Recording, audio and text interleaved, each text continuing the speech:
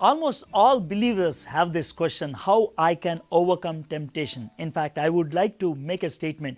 If you are not having this question, probably you are not a believer. Why do I say that? Just imagine you have a small kid in your home and he's not eating food. What do? You take him to a doctor and he will say, "Sir, this fellow is not feeling good because he's not able to take food. He's not having hunger." Not having hunger is the sign of sickness. In the same way, not having temptations is the sign that you are spiritually not alive. If you are spiritually alive, if the Spirit of God is indwelling in you, if something against the Word of God, against the Spirit of God is attacking you, you will find an agitation. That is temptation. So basing on this, what I'm trying to say, temptation is very common for every believer. Even Jesus Christ was tempted. But the whole issue is, how can I overcome that temptation? That's what we are going to discuss now. In the Bible, the biggest chapter is Psalm 119. Psalm 119 is all about the Word of God.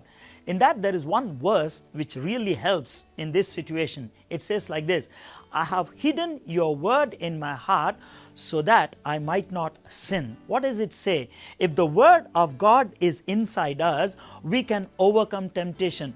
Word of God becomes like a vaccine. You remember when a child is born, he is given all kinds of shots so that it can work as a vaccination. Any kind of disease that attacks, this vaccination helps that fellow to fight it out. In the same way, if you have the Word of God inside you, any kind of temptation that comes from outside, you can attack it. Even Jesus did the same thing.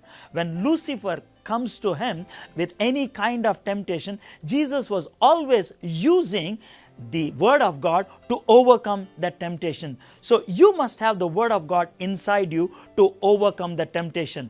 Martin Luther gives a very funny illustration. He said like this, "I cannot stop birds from flying over my head, but I can definitely stop them from building a nest on my head." What does he mean? Temptations do come, but what I can stop, I will not indulge in thinking about that temptation where the temptation finally bears fruit, that means lays egg, and it will become sin. I will do that only by the help of the Word of God.